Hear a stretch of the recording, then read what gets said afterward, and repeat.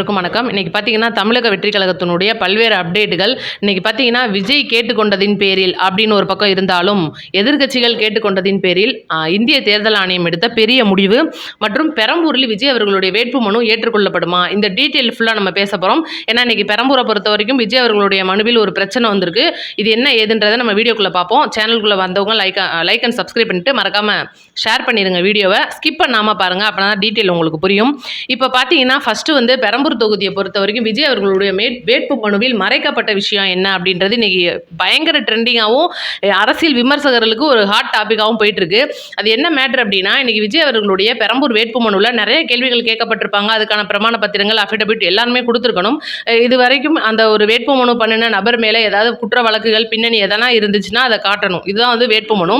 அப்படி இருக்கும்போது பார்த்தீங்கன்னா, இன்னைக்கு விஜய் அவர்கள் மேலே எந்த ஒரு வழக்கும் கரூர் சம்பந்தப்பட்ட வழக்குல கூட பார்த்தீங்கன்னா சாட்சியாக தான் சேர்க்கப்பட்டிருக்காங்க. அப்படின்ற வரைக்கும் எந்த ஒரு வழக்கும் இல்லை அப்படின்ற இடத்துல தான் கொடுத்துருக்காங்க. ஆனால் பார்த்தீங்கன்னா, விஜய் 2வது மாநாடு மதுரை பாரப்பத்தியில் நடந்தப்ப அந்த ரேம்ப் வாக் அப்போ 2 பசங்க வந்து பஞ்சாயத்து போயிருக்கும். சரத்குமார் அப்படின்ற பையனை விஜய் அவர்களுடைய பவுன்சர்ஸ் வந்து தூக்கி தள்ளி கீழே விடுவாங்க. அந்த பையன் மேலே ஏறி வந்திருப்பான். அதுக்கப்புறம் பார்த்தீங்கன்னா, அஜய் அப்படின்ற பையன் அவர் கிடையாது, சரத் கிடையாது, நான் தான் மேலே ஏறினேன், என்னுடைய பாதுகாப்பின் நலன் கருதி தான் வந்து என்னைய பிடிச்சி தள்ளி விட்டாங்க அப்படின்ற ஒரு பெரிய பஞ்சாயத்தே போயிருக்கும். எந்த பையன் அப்படின்ற டீட்டெயில் முத கொண்டு நான் சட்ட காலர் வரைக்கும் எடுத்து நம்ம சேனலில் வீடியோ போட்டிருக்கோம். அப்போவே பாரபத்தி மீட்டிங் அந்த ஒரு இது மாநாடு நடந்த டைம்லேயே நம்ம போட்டிருப்போம். டீட்டெயில்டாகவும் போட்டோம். அது உண்மையிலே அஜய் பையன் தான். அந்த பையன் பார்த்தீங்கன்னா, அஜய் வந்து என்ன செஞ்சுட்டாப்புல, எனக்கு வந்து என்னுடைய பாதுகாப்பு கருதி தான் பவுன்சர்ஸ் அதை செஞ்சாங்க, அதனால நான் வழக்கு எதுவும் கொடுக்கறதுக்கு விருப்பம் இல்லை அப்படின்னு சொல்லிட்டு நகர்ந்து போயிட்டாப்புல. உண்மையான பையன். இந்த போலியான சரத் என்ன பண்ணிட்டாப்புல, இது வந்து பெரிய பஞ்சாயத்து ஆகணும்னு சொல்லிட்டு திமுகவின் கைகுலி, அவங்க அம்மா வந்து முழுக்க டிஎம்கே, இதெல்லாம் அந்த சேனல் நான் டெலிவாக வந்து அந்த வீடியோவில் நான் சொல்லியிருப்பேன். அவங்கள்ட்ட ஆல்ரெடி நியூஸ் சேனல் போய் பன் டிவி உட்காந்து பேட்டி எடுத்த வரைக்கும் அவங்க வந்து முழுக்க திமுகவின் ஒரு கைகுலியா செயல்பட்டு அந்த வழக்கை வந்து அப்பவே பதிகிறாங்க. யார் மேல? விஜய் மற்றும் விஜயின் பவுன்சர்ஸ் மேல அப்படின்னு சொல்லிட்டு ஒரு பெரிய வழக்கா பதிகிறாங்க. ஆனா இது பார்த்தீங்கன்னா 0 FIRல தான் வருது. மதுரை கூடக்கோவில் ஸ்டேஷன்ல தான் அந்த ஒரு வழக்கு அப்படின்றது இருக்கு. 0 FIR அப்படின்னாலே உங்களுக்கு புரிஞ்சிருக்கும், இது வந்து குற்றம் சாட்டப்பட்ட நபர் அப்படின்ற இடத்துல தனிப்பட்ட நபரா விஜய் வரமாட்டார். அதனால இது வந்து ஒரு மொத்த 4-5 பேர் மேல 0 FIRல வர்ற வழக்கு அப்படின்றனாலையும் அந்த கேஸ் இன்னும் வாபஸ் வாங்கப்படலை அப்படின்றனாலையும் இது ஒரு பஞ்சாயத்து ஆகுமா அப்படின்னு கேட்டிங்கன்னா, இது ஒரு சப்ப மேட்ரு அப்படின்னு சொல்லிட்டு தேர்தல் ஆணையமே வந்து முடிவு பண்ணிடுவாங்க. இருந்தால் கூட இன்றைக்கி இந்த ஒரு வழக்கு விஷயத்தை வந்து பல்வேறு விதமாக மக்கள் மனசை குழப்புறதுக்காக நிறைய பேர் வந்து உருட்டிகிட்டு இருக்காங்க அப்படின்னே சொல்லணும். ஏன்னா இன்றைக்கி விஜய் அவர்கள் திருச்சியில் இந்த விஷயத்தை குறிப்பிட்டிருக்காரு. எப்போ இந்த விஷயம்லாம் வந்து அட்வொகேட்ட நிறைய பேர்த்திட்ட கலந்து ஆலோசனை பண்ண பிறகு சின்ன விஷயமா இருந்தால் கூட வேட்புமனுவில் சொல்லணும்னு சொல்லிட்டு திருச்சியில் பண்ணிட்டாங்க. ஆனால் பெரம்பூரில் இது லைட்டாக தவிர்க்கப்பட்டது அப்படின்றனால இன்றைக்கி இந்த ஒரு பிரச்சனை வந்து பெருசாகுமா அப்படின்னு கேட்டால், இது வந்து ஒருவேளை பெருசு ஆச்சுன்னா என்ன நடக்கும் அப்படின்றத நான் சொல்லிடுறேன். இப்போ பார்த்தீங்கன்னா, திருச்சியை பொறுத்த வரைக்கும் விஜய் அவர்களுடைய சேர்ந்து டம்மி வேட்பாளராக கூப்பா கிருஷ்ணன் அவர்களுடைய மகன் வந்து வேட்புமனு தாக்கல் பண்ணியிருப்பாரு. அதே போல் பார்த்தீங்கன்னா, இன்ன வரைக்கும் பெரம்பூரை பொறுத்த வரைக்கும் விஜய் மட்டும்தான் தமிழக வெற்றி கழக சார்பில் வேட்புமனு பண்ணியிருக்காரு. இதுக்கு போக மறைமுகமாக சில சம்பவங்கள் நடந்துட்டு இருக்கு. அதையும் நான் சொல்லிடுறேன். என்னன்னா, இப்போ மாவட்ட செயலாளர் அங்கே இருக்கிறவர் யாரு? சிவா அப்படின்றவரோட தொகுதி. அந்த சிவா அப்படின்றவர் விட்டு கொடுத்தனால தான் விஜய் அவர்கள் அங்கே நிற்கிறாரு அப்படின்றது மேடையிலே வச்சு சொல்லியிருப்பாங்க. அப்போ இன்ன வரைக்கும் தமிழக வெற்றி கழக சார்பில் ஒரு டம்மி வேட்பாளர் கண்டிப்பாக பெரம்பூருக்கு போட்டிருக்கலாம். அல்லது சிவா அவர்களுடைய ரத்த சொந்தத்தில் வர உறவினர்களாக கூட இருக்கலாம், மனைவியாக இருக்கலாம், அக்கா தங்கச்சியாக இருக்கலாம், யார் வேணாலும் இருக்கலாம். இதுதான் வந்து ஒரு முக்கிய சம்பவம். ஒருவேளை விஜய் அவர்களுடைய வேட்புமனுவில் ஒரு பஞ்சாயத்து வருது அப்படின்னா கண்டிப்பாக இவங்க தான் களம் காணுவாங்க அப்படின்றத நம்ம சொல்லிக்குவோம். உறுதிப்படுத்தப்படலை, ஆனால் என்ன நடக்கும் அப்படின்றத ஒரு எடுத்துக்காட்டு மாதிரி சொல்கிறோம்.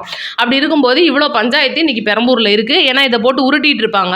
ஒருவேளை நாளைக்கு எலெக்ஷன் நடந்ததுக்கப்புறமா விஜய் அவர்கள் ஜெயிச்சதுக்கப்புறமா பார்த்தீங்கன்னா இந்த வழக்கு தோன்றாங்க அப்படின்னா, ஏன்னா தீய சக்தி அதெல்லாம் பண்ணும், அதனால தோன்றாங்க அப்படின்னா அந்த வெற்றி அப்படின்றது செல்லுபட ஆகாது அப்படின்னு சொல்லிட்டு மறுபடியும் இடைத்தேர்தலில் வைப்பாங்க. இதுதான் வந்து இவ்வளோ நாள் இந்திய தேர்தல் ஆணையம் பின்பற்றிட்டு இருக்க ஒரு சட்டத்திட்டங்கள். அப்படி இருக்கும்போது இன்னைக்கு பார்த்தீங்கன்னா, தமிழகத்தின் பொறுப்பு டிஐஜியாக இருந்த ஜி வெங்கட்ராமன் அவர்கள் மாற்றி இருக்காங்க. அது என்ன காரணம் அப்படின்றத சொல்லிடுறேன். முதல்ல கட்சிகளுக்கான பாகுபாடு, பாரபட்சம். இன்னைக்கு வந்து எல்லா அரசியல் கட்சிக்கும் பிரச்சாரம் பண்றதுல இருந்து தன்னோட கட்சி ஓட்டு கேட்கறதுக்கு எல்லா வேலைக்கும் எல்லா கட்சிக்கும் பாரபட்சம் பார்க்கக்கூடாது. ரோடு ஷோ அப்படின்ற ஒரு இடத்துல பார்த்தீங்கன்னா, அங்கீகரிக்கப்பட்ட கட்சிகளுக்கு மட்டும் ரோடு ஷோ அனுமதி. இன்னும் தமிழக வெற்றி கழகம் அங்கீகரிக்கப்படாத கட்சி அப்படின்றனால ரோடு ஷோ அனுமதி கிடையாது. தடையை மீறி தான் விஜய் அவர்கள் திருச்சியில் ரோடு ஷோ பண்ணியிருப்பாங்க. அதுவும் யாருக்காக? மக்களுடைய அந்த ஒரு பாதுகாப்புக்காக தான். ஏன்னா பார்க்குறவங்க அந்தந்த இடத்துல நின்று பார்த்துட்டு போயிடுவாங்க. கூட்டுவாங்க, ஒரு சேர கூட்டம் சேராது. இதெல்லாம் அனுமதி வாங்கி பண்ணுறதா தான் தமிழக வெற்றி கழக சார்பில் வந்து சொல்கிறாங்க. அப்படி இருக்கும்போது இன்னைக்கு வெங்கட்ராமன் அவர்கள் பல்வேறு விதமாக டிஎம்கேக்கு மட்டுமே சாதகமாக எல்லா வேலையும் பண்ணிட்டு இருக்காரு அப்படின்றது இன்னைக்கு டிவிகே மற்றும் அதிமுகவின் மிகப்பெரிய குற்றச்சாட்டாக இருக்குது. இது பார்த்தீங்கன்னா தமிழக வெற்றி கழக சார்பிலிருந்து விஜய் அவர்களே நிறைய தடவை இந்திய தேர்தல் ஆணையத்துக்கு கடிதம் எழுதியிருக்காரு. எங்களுக்கு அதிகமாக பாரபட்சம் பார்க்குறாங்க, எங்களுடைய கூட்டம் அதிகமாக வரும்னு தெரிஞ்சும் கூட காவல்துறையினர் போட மாட்டேன்றாங்க. இன்னைக்கு ஒய் பிரிவு பாதுகாப்பில் இருக்கிற ஒரு விஜய் அப்படின்ற ஒரு நபருக்கு கூட காவல்துறை அங்கே பாதுகாப்பு இல்லை அப்படின்றது தமிழக வெற்றி கழகத்தோட மாபெரும் குற்றச்சாட்டாக இருக்குது. இவ்வளோ விஷயமும் வந்து அடுத்தடுத்து வந்து இந்திய தேர்தல் அதிகாரிக்கு போயிட்டே இருக்கும்போது பார்த்தீங்கன்னா கண்டிப்பாக இந்த தேர்தல் ஆணையம் அப்படின்றது இவ்வளோ தூரம் வந்து ஒரு கீழ்மட்டத்தனமாக மோசமாக வேலை பார்க்குற திமுக கட்சியை நம்ம குற்றம் சொல்றதா, இல்ல ஒட்டுமொத்தமா தமிழகத்துக்கு தேர்தல் அப்புறமா நடத்துவோம், இப்போதைக்கு இருக்கிற மாநிலங்களில் பார்ப்போம் அப்படின்னு சொல்லிட்டு ஒரு முடிவு எடுக்கிறதா அப்படின்னு பெரிய பஞ்சாயத்தே வந்து இன்னைக்கு டெல்லியில் போயிட்டு இருந்திருக்கு. இதுக்கப்புறம் பார்த்தீங்கன்னா உள்துறை அமைச்சரான அமித்ஷா அவர்களுக்கு தமிழக வெற்றி கழக சார்பில் விஜய் அவர்களே ஒரு லெட்டர் எழுதுறாரு. அதுல இருந்து ரொம்பவே வந்து இன்னைக்கு தமிழக அரசு நம்மளுக்கு பாரபட்சம் பார்க்குறாங்க அப்படின்னு தெளிவாக குறிப்பிட்டு இருக்கிறனால வேற வழி இல்லாமல் சஞ்சய் ராய் ரத்தோர், இவர் ஆல்ரெடி வந்து தமிழ்நாட்டில் டிஜிபியாக இருந்தவர், இவரை வந்து மாத்துறாங்க.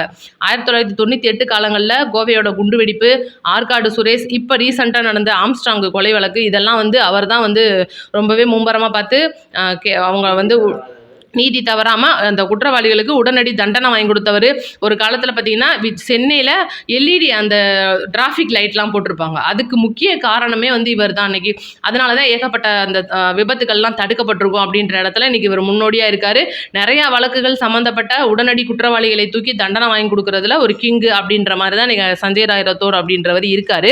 இந்த விஷயத்தில் பார்த்தீங்கன்னா இந்த ஒரு சஞ்சய் ராய் ரத்தோர் அப்படின்றவரை பொறுத்த வரைக்கும் எல்லா கட்சிக்கும் பாகுபாடு இல்லாமலும் அனைத்து கட்சிகளுக்குமான அந்த ஒரு பாதுகாப்பு அப்படின்றத கொடுக்கணும்னு சொல்லி தான் வந்து இந்திய தேர்தல் ஆணையம் கொடுத்துருக்காங்க.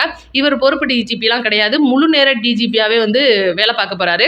இப்போ இவர் தான் வந்து இன்னைக்கு ஒவ்வொரு ஸ்டாலின் அவர்கள் மற்றும் அங்கு சுற்றி இருக்கிற கட்சிக்காரங்க மேலே இருக்கிற பல்வேறு வழக்குகளை தீர்த்து வைக்கக்கூடிய ஒரு நபராக இருக்க போகிறார் அப்படின்றத சொல்லாமல் சொல்லியிருக்கு நம்மளுடைய டெல்லி. என்னென்ன மேட்ரு அப்படின்றது இன்னைக்கு ஒட்டுமொத்த திமுகவில் இருக்கிற குற்றம் செய்த அமைச்சர்கள் மற்றும் எம்எல்ஏக்கள் பயங்கர அடிவயிறு கலக்கிறதோடு தான் இருப்பாங்க. என்னென்னா KN நேருடைய மிகப்பெரிய ஒரு மோசடி பார்த்தீங்கன்னா அந்த ஒரு எப்படி சொல்கிற நகராட்சி துறையில் பல கோடி ரூபாய் ஆட்டையை போட்டது, இது போக கட்சி ரீதியில் ஒரு நிறைய நிதி ஆட்டையை போட்டது, இது ஒரு பக்கம் இருந்தாலும் இன்றைக்கி பார்த்தீங்கன்னா எம்எல்ஏ பழனியாண்டியோட அந்த ஒரு கல்குவாரி மேட்ரு, இதெல்லாம் வந்து பயங்கரமான பெரிய பெரிய நியூஸுகள், பல்வேறு கோடிக்கணக்கான நியூஸுகள், இதெல்லாம் இவர் கண்டுபிடிக்கிறதுக்கு ரெடியாக இருக்கிறாரு. இது போக பார்த்தீங்கன்னா இன்றைக்கி அதிகப்படியான பணப்பட்டுவாடா அப்படின்றது இன்றைக்கி இரவு நேரங்களிலையும் சரி பகல் நேரங்களிலுமே வந்து பல்வேறு இடங்களில் நடந்துகிட்டு இருக்கு. ஒவ்வொரு இடங்களிலும் மறைச்சு தேர்தல் அந்த படையோட கண்ணில் மண்ணை தூவிட்டு பல்வேறு விதமாக ஆட்டையை போட்டுக்கிட்டு இருக்காங்க, மக்களுக்கு வந்து கொடுத்துட்டு இருக்காங்க அப்படின்னு இன்னைக்கு நிறைய இடங்கள்ல நியூஸ் வந்து அங்கே இந்திய தேர்தல் ஆணையத்துக்கு போயிட்டு இருக்கு. அந்த ஒரு வகையின் அடிப்படையில் இதெல்லாம் கண்டுபிடிக்கிறதுக்காக தான் இவர் வந்திருக்காரு. இன்னைக்கு அந்த கிட்னி முறைகேடு இதை நம்ம சொல்லி ஆகணும். இன்னைக்கு மருத்துவத்துறையில் நடைபெற்றுக்கிட்டு இருக்கிற கிட்னி முறைகேடு, ஏன்னா திருட்டுன்னு சொல்லக்கூடாதுன்னு சொல்லிட்டாங்க, அதனால கிட்னி முறைகேடு ரெண்டுக்கு என்ன பெரிய வித்தியாசம்னு தெரியல. இந்த முறைகேடை வந்து இதெல்லாம் வந்து இவர் கண்டுபிடிக்கிறதா இருக்காங்க அப்படின்றனால ரொம்பவே மோசமான நிலைமையில இன்னைக்கு திமுக தள்ளப்பட்டிருக்குன்னே சொல்லணும். அதனால இனி அடுத்து ஸ்டாலின் அவர்கள் எலெக்ஷனுக்கு முன்னாடி டெல்லிக்கு பறந்து போயிட்டு வர வேலையெல்லாம் இருக்கு அப்படின்னு நம்மளுடைய கருத்து. ஏன்னா இன்றைக்கி தன்னுக்கு மேலே இருக்கிற ஒரு வழக்கை மறைக்கிறதுக்காகவும் அடிக்கடி போய் டெல்லியில் தான் அவர் காலில் விழுந்துட்டு வர்றாரு அப்படின்றது எல்லாருக்குமே தெரியும். இப்போ பார்த்தீங்கன்னா ரொம்பவே ஹாட்டாக போயிட்டு இருக்கிறது நேற்றுலேருந்து ராசா அவர்களின் 2G வழக்கு அப்படின்றது. கலைஞர் டிவிக்கெலாம் நான் பல கோடி ரூபா கொடுத்துருக்கேன் அப்படின்னு அவருடைய ஆடியோ ஒன்று ரிலீஸ் ஆகிருக்கு. இந்த ஆடியோ ரிலீஸ் ஆன டைம்லேயே பார்த்தீங்கன்னா நம்மளுடைய சஞ்சய் ராய் ரத்தோரை இந்திய தேர்தல் ஆணையம் நியமிக்கிறாங்க. அப்போ கண்டிப்பாக 2G வழக்கை தோன்றதுக்கு மிகப்பெரிய ஒரு அச்சாணியாக அமைஞ்சிருக்கு அப்படின்றது. இப்போ பார்த்தீங்கன்னா இன்றைக்கி பிஜேபி சைட்லேருந்து ஏகப்பட்ட ப்ரெஷர் வந்து இன்றைக்கி அண்ணாமலை மேலே கொடுத்துட்டு இருக்காங்க. அண்ணாமலை அவர்கள் வந்து பிஜேபி விட்டே போகிறாரு அப்படின்ற ஒரு நியூஸ்லாம் வந்து பயங்கரமாக போயிட்டுருக்கு. கடைசியில் பார்த்தீங்கன்னா நயினார் நாகேந்திரன் கையில், ஏன்னா இன்னும் அவங்களுடைய வேட்பாளர் பெயர் இன்னும் வரலன்றனால நயினார் நாகேந்திரன் கையில் இருக்கிற அந்த வேட்பாளர் லிஸ்ட்டில் அண்ணாமலை பேர் இருக்குது அப்படின்றது மிகப்பெரிய அப்டேட்டு.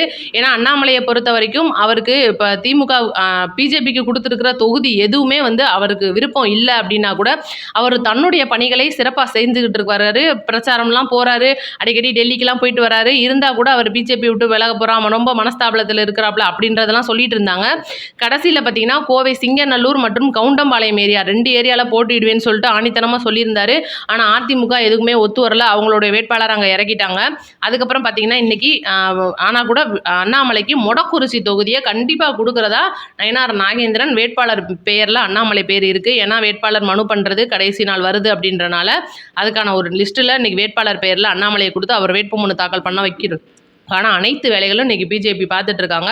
ஏன்னா மொடக்குறிச்சி தொகுதி அப்படின்றது தெரியும். அதிக முறை பிஜேபி ஜெயிச்ச தொகுதி. திமுக, அதிமுகவே அங்க கேண்டிடேட் போடுறதுக்கு ஒரு பயந்த தொகுதி. இன்னைக்கு தமிழக வெற்றி கழகம் அங்க போனதுக்கு அப்புறமா கருத்துக்கள் எல்லாமே மாறி இருக்கு. இருந்தா கூட மொடக்குறிச்சியில நம்ம ஜெயிச்சிருவோம்னு அண்ணாமலை அவர்கள் ரொம்பவே நம்பிக்கையா இருக்காரு அப்படின்றனால நயினார் நாகேந்திரன் இந்த முடிவை எடுத்திருக்காரு. இதுக்குள்ள பார்த்தீங்கன்னா, இன்னைக்கு எலெக்ஷன் முடியுது. ஒருவேளை ஒரு லிஸ்ட்ல வந்து பேர் இல்ல. இத வந்து ஏதோ மாத்துறாங்க அப்படின்னா கூட நம்மளுடைய மத்திய பொறுப்புல வந்து அதிக பெரிய பொறுப்பான அண்ணாமலைக்கு அவர்களுக்கு சக்தி கேந்திரா பொறுப்பு அப்படின்றதெல்லாம் கொடுக்குறதா இருக்காங்க. இன்னும் அவங்க கட்சியில எல்லாம் என்ன நடக்க போகுது? ஏன்னா காங்கிரஸை பொறுத்த வரைக்கும் 28 தொகுதியை வாங்கின கையோட இன்னும் ஆள் இல்லை அப்படின்ற ஒரு பெரிய பஞ்சாயத்து. நேத்தெல்லாம் பார்த்தீங்கன்னா, காரைக்குடியில் பிரபு அவர்களுடைய தலைமையில் நிறைய ஆட்டோக்காரங்க காங்கிரஸ்ல இருந்தவங்க டிவிக்கில் வந்து இணைஞ்சிருக்காங்க. இது எல்லாத்தையும் பார்க்கும்போது இன்னைக்கு காங்கிரஸ் தமிழகத்தில் பெரிய முட்டையா வாங்க போகுது அப்படின்றது இன்னைக்கு கருத்தா இருந்தா கூட தேவையில்லாம இன்னைக்கு தேமுதிகவை சேர்ந்து வச்சுட்டு நம்ம வந்து இன்னைக்கு தலையில துண்ட போடுற நிலைமை ஆயிருமோ அப்படின்னு ஸ்டாலின் அவர்களே வந்து யோசிச்சுக்கிட்டு இருக்கிற ஒரு டைம்ல என்னெல்லாம் நடக்க போகுது அப்படின்றத நம்ம அடுத்தடுத்த நியூஸ்ல உங்களுக்கு சொல்லிட்டே இருக்கேன். நம்ம சேனலை லைக் அண்ட் சப்ஸ்கிரைப் பண்ணிக்கோங்க. குறிப்பாக வந்து நோட்டிஃபிகேஷன் ஆன் பண்ணுங்க. அப்படின்னா தான் அடுத்த நியூஸ் உங்களுக்கு டான்னு வந்துடும். வீடியோவை ஷேர் பண்ணி விடுங்க. நன்றி, வணக்கம்.